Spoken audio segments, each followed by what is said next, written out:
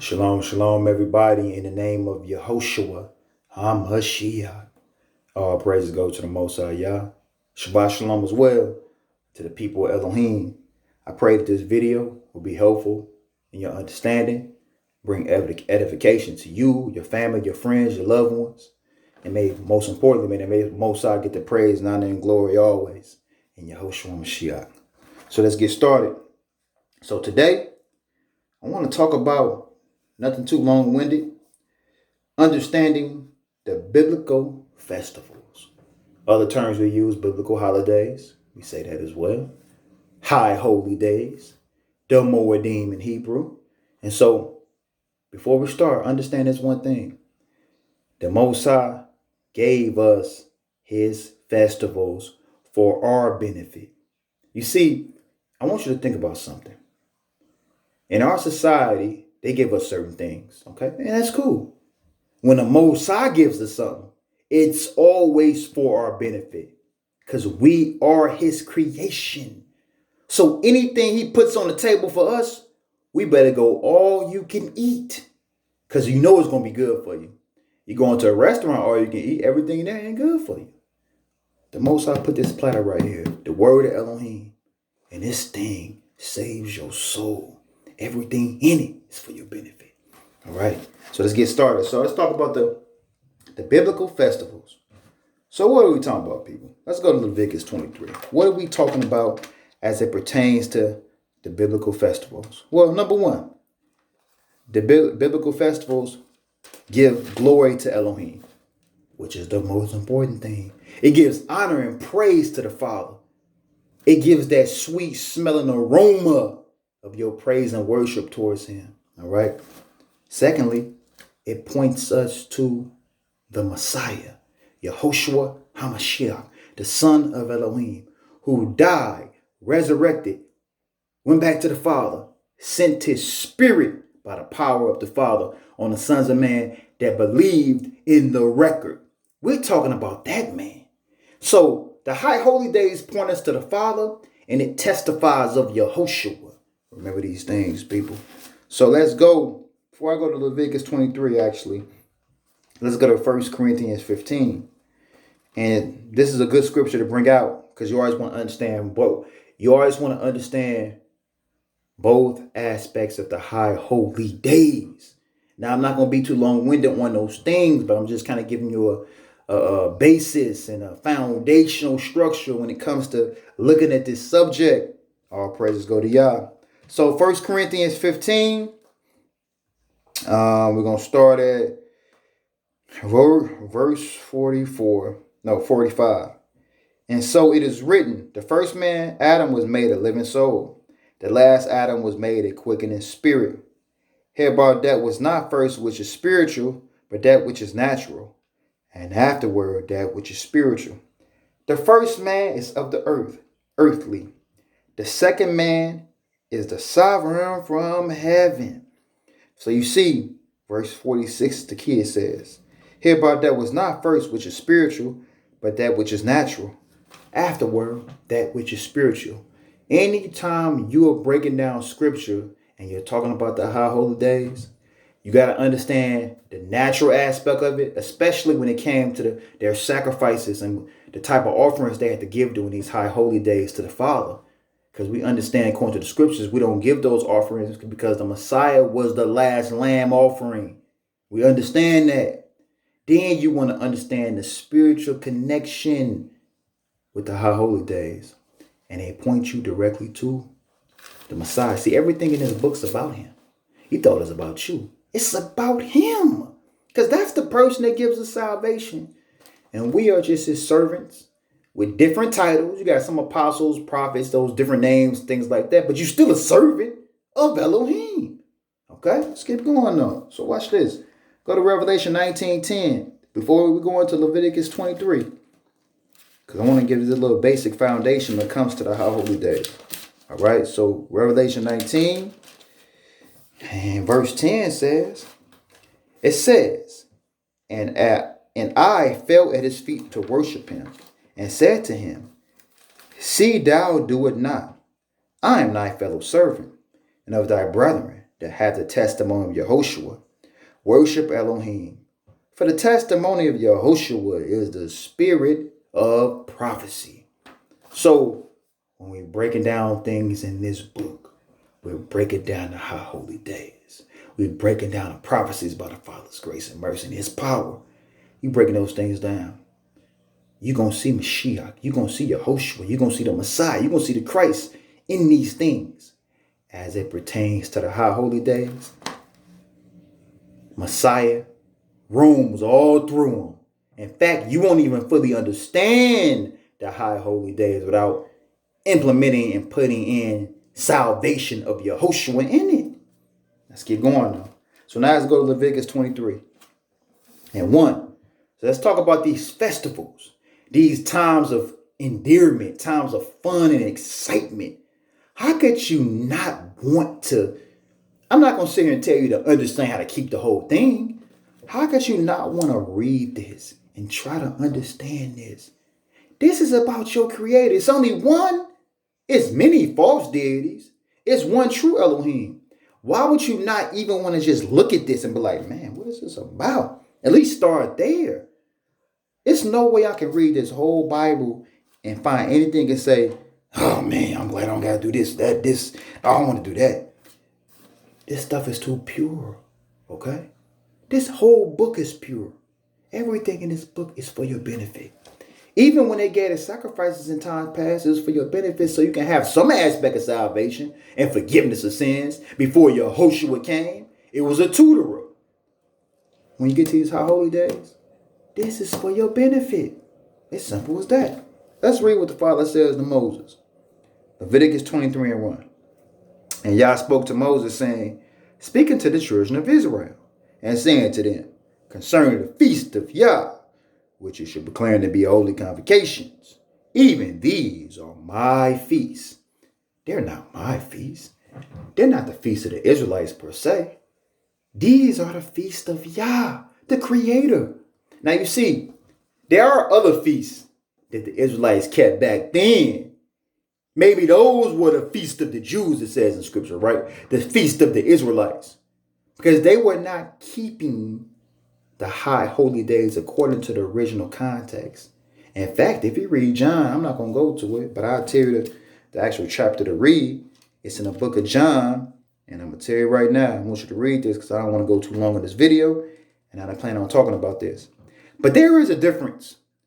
Don't get twisted or confused. It's a difference between keeping the high holy days of Elohim and keeping the holy days in vain. All right, now see, the Most High not dealing with that type of spirit. So if you keeping these high holy days with a wicked spirit, then you're not keeping it. Because Isaiah 1 talks about that. The Father got tired of the Israelites keeping the high holy days and doing evil. You're not keeping nothing. Everything is despisement in Elohim eyes.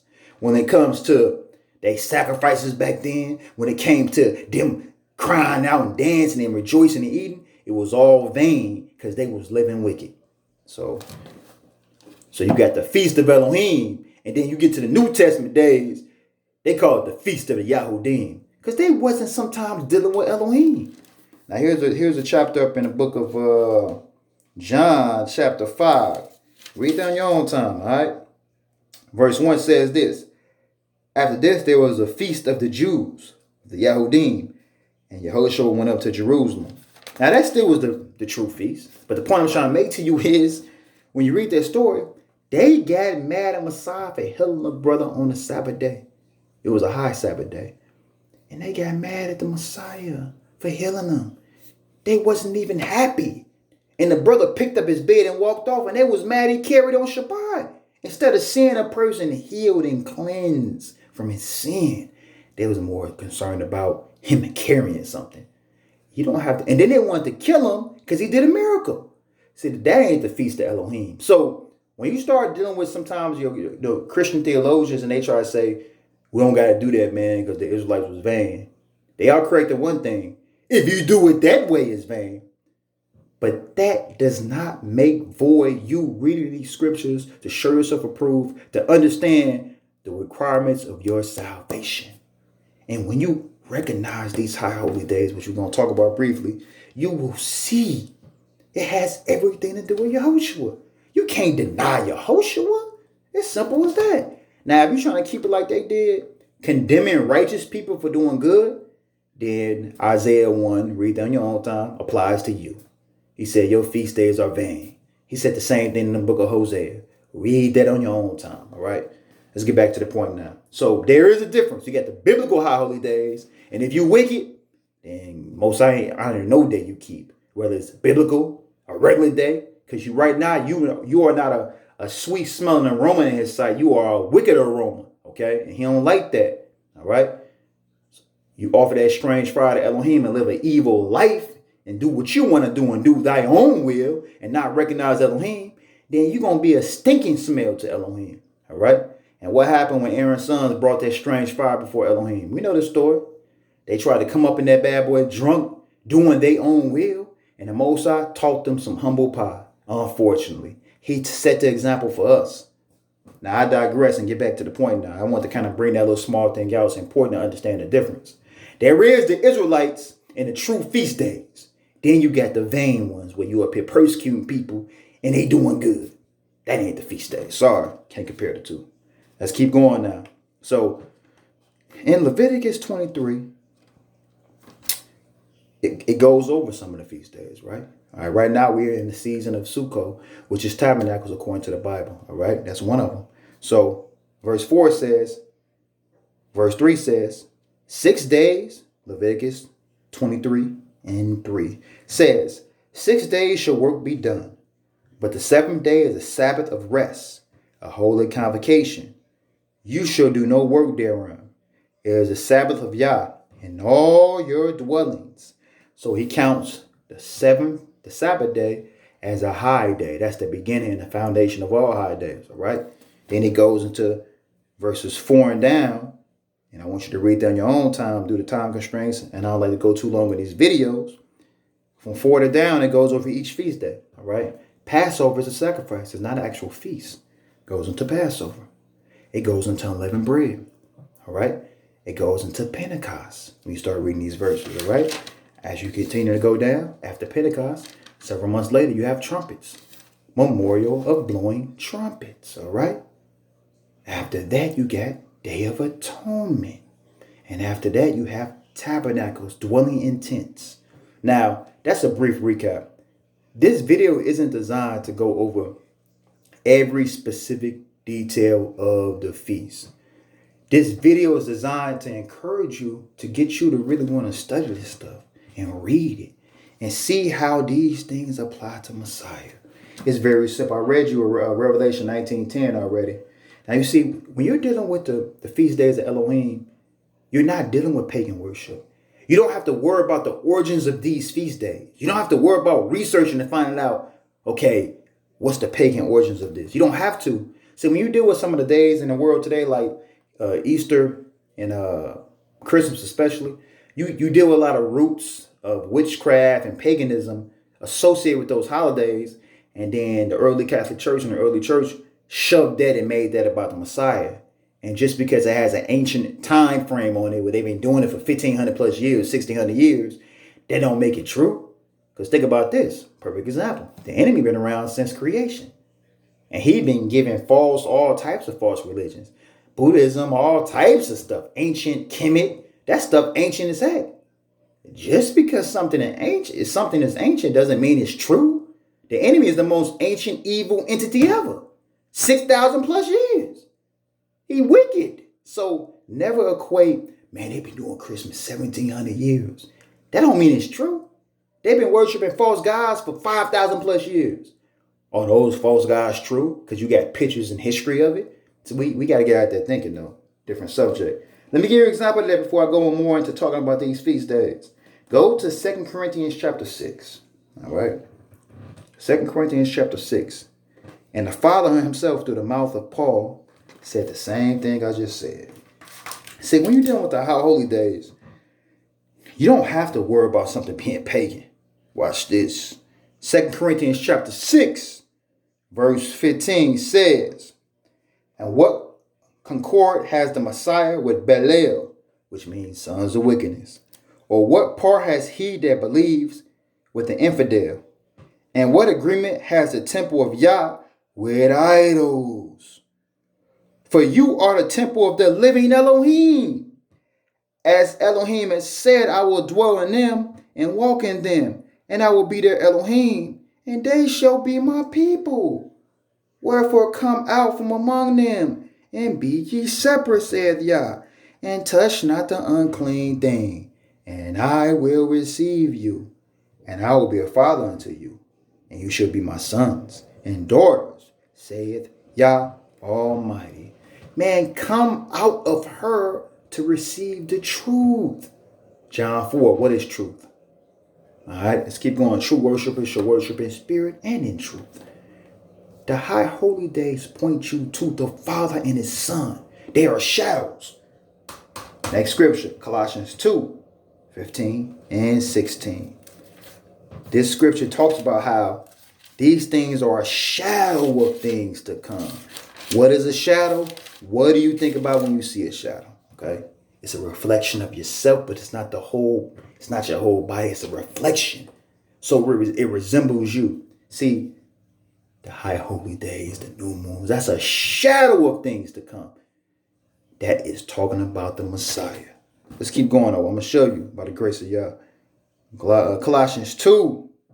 Watch this. Verse 16 says, let no man therefore judge you in meat or drink or respect of a holy day or new moon or Sabbath days, which are a shadow of things to come. But the body is of Messiah. So really, when you're even looking at these high holy days, you have to understand the message of Messiah to truly understand the purpose of them. You see, because there is no more sacrifice. What did Galatians say? The laws are to bring us to the Messiah. See, when you sacrifice, you're practicing the sacrifice of an animal, and you understand the preciousness of blood. So when Messiah dies and you see its precious blood, now the Torah is gone, and now you got the real thing. Different subject for a different time, though. So the Father wants to show us that these high holy days are not just important, they are shadows of Messiah. The body is of Messiah. The scriptures just said it. All right? Let's go back to Leviticus 23 now. So we're not making this thing up, man. Like, this thing is about the Father and his Son, man. Everything about, don't ever let nobody tell you not to cherish something in this book. Don't ever let nobody tell you something that's outdated.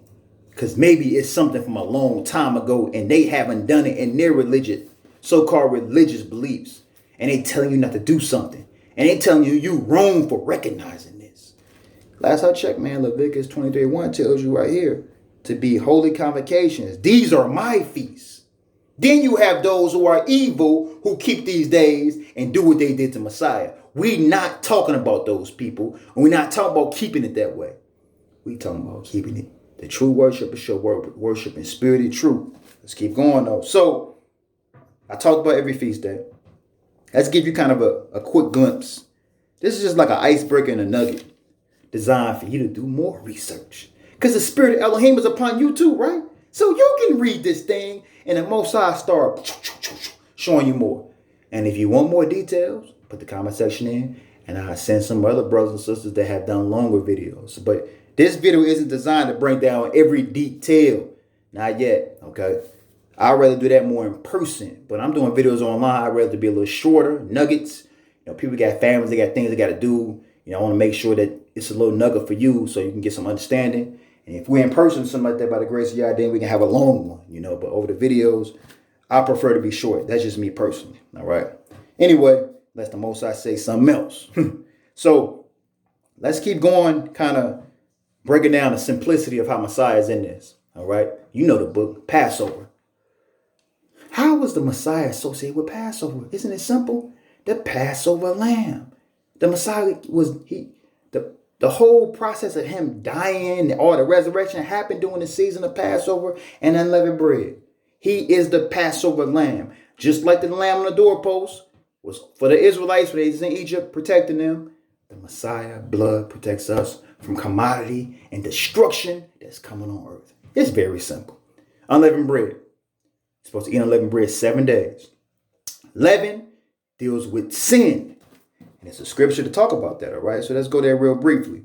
Nothing real long-winded, something for you to think about. How the high holy days point you to salvation of Yehoshua. We're not making it up. 1 Corinthians 5, let's read it. It says, your boasting is not good. Know you not that a little leaven leavens the whole lump? Purge therefore out the old leaven, that you may be a new lump, as you are unleavened. For even Messiah, our Passover, is sacrificed for us. Therefore let us keep the feast, not with old leaven, neither with the leaven of malice and wickedness, but with the unleavened bread of sincerity and in truth. You see what it's trying to bring us to?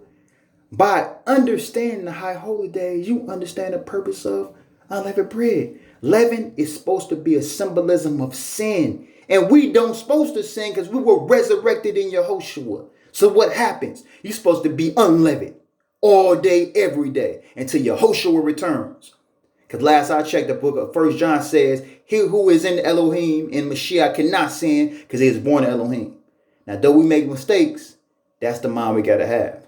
Because when you play sports, what did you do? You want to win every game. So there's no way coming to the service of Elohim, you're supposed to be defeated and say, I'm going to sin today. That ain't how you're supposed to look at it. Now, if you make a mistake, ask the Most High for mercy. But you can't plan out the stuff. Different subject, though. So unleavened bread is bringing us to the understanding of being unleavened in him. He gave us his Passover blood. Now we are unleavened. All right.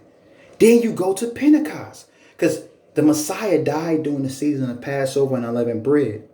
But here's something very interesting. During unleavened bread, the children of Israel would take a offering to Elohim. It was called a sheaf offering, okay? And they would wave it. It was the first fruits of their harvest during that season, okay? The barley harvest, all right? To make a long story short, not to get too detailed and too difficult, they would have to count 50 days from the time they brought the sheaf offering. Now, it's interesting. After the Messiah died and was resurrected, you count 50 days from the sheaf offering. Think about this for a second, people. And after those 50 days, you have Pentecost because you're celebrating the first fruits of your harvest. Messiah was resurrected. He died, was resurrected after 50 plus days of his death, burial, and resurrection. I want you to think about this. Think about this real good. Right around the season of Pentecost, the Spirit was poured out on the Israelites because they were the first fruits of Elohim. So they received that gift during Pentecost. Anyway, I don't want to get too deep with that because there's so many different dynamics to it, but I'm trying to make it simple for you. All right, so as you can see, the feast days point us to the Mashiach. Let's get to the fall feast days now. You read Leviticus 23, you got trumpets. It's memorial of blowing trumpets, okay? When you read the book of Numbers, I'm going to tell you the chapter right now. I think it's Numbers 10 or 11. Numbers 10 or 11. I'm just going to give you a little guideline real quick. All right. I think it's Numbers chapter 10. Just make sure, though. Yep. So in Numbers 10, it kind of gives you kind of the purpose of the trumpet, all right? Originally. It talks about the order of the tribes and judgment comes. Then Matthew 24 gives you clues about that trumpet from the Malachim, and Revelation talks about that. So when that trumpet is blown, we know Messiah is coming. When the trumpet is blown, we know judgment is coming. The trumpet also blows when it's time to rejoice during the high holy days. So every Sabbath day, we blow the trumpet, the shofar. During the high holy days, we blow the shofar. Times of gladness, you can blow the shofar. You really can blow it anytime. But I'm just kind of giving you the biblical structure of how they did it. Let's keep going, though. So after the trumpet, it's a memorial. Because Mashiach is coming when you're going to hear that trumpet, and he's coming back. Everything points to him. So don't let nobody tell you not to look at this. Now let's get to Day of Atonement, all right? A day of fasting, right? That's called the Day of the Fast. That's in Leviticus 23. I want you to read it down, all right? You're afflicting yourself. Day of Atonement is symbolism also of judgment coming. Because after the trumpet is blown, what is the Messiah coming to do? He's coming to judge, all right? So stay sin free. Right after the Day of Atonement, you have tabernacles. You get the palms in your hand. You got the tent set up. And you're rejoicing for 7 days in Elohim. Tabernacle is the ingathering. It's the ingathering of the people of Elohim in the kingdom of Elohim. All right, let me give you an example of this one. So in Revelation, I'm gonna give you two examples of how tabernacles is the ingathering. It's a symbolism of the ingathering in the end, people. All right. So far, as you can see, man, all these feast days point us to Messiah. But I want to give you this last example so you see what I'm talking about. So go to Revelation chapter 7. So this is talking about, this is giving them a vision of worshiping Elohim, being before Mashiach, that great kingdom, okay? And look what's going on. So I'm going to go here right now. Go to Revelation 7, all right? Verse 9 says, after this I beheld, lo, a great multitude, which no man could number, of all nations, kindreds, people, and tongues, stood before the throne and before the Lamb, clothed with white robes and palms in their hand. Remember that right there. All right. Remember that what I just read to you. Let's go to Leviticus 23 now. See, hey, look, this the Most High word, man. This ain't my word. This his word. Sure, we just servants. We dust. We the wind. So we might as well get this word out now, man, while we can. All right. So look at this. When you think about the tabernacles, right? So watch this. So Leviticus 23.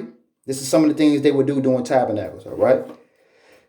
Verse 40. And you shall take you the first day boughs of goodly trees, branches, palm trees, boughs of the thick trees, willows of brooks, and you shall rejoice before Yah your Elohim 7 days. Hey, palm trees. They say they had palms in their hand. This ingathering is really talking about the ingathering of the people of Elohim. That's the whole purpose of tabernacles, outside of remembering tabernacles, because the Most High brought the children of Israel out of Egypt. They had to dwell in tents. Okay, so remember, it's first natural, then spiritual. So you got to understand the natural aspect, even understanding the sacrifices. Even though we don't do those, understand how they did it. This video isn't designed to break down time frames and how many they did. That's designed for a different video. But it's good to know all those things. Then get the Mashiach understanding to it, so you can really break down the fulfillment of it. Because Revelation 19:10 says, Yahushua Mashiach is a spirit of prophecy. So I hope this basic lesson about the high holy days was helpful. You know, we do them to the best of our ability. No one's perfect. No one's overly righteous. You know, there's a lot of different moving parts going on living in a society that don't know Elohim. Do your best to read it first. Don't be judgment over yourself. Ask the Most High Spirit to lead you.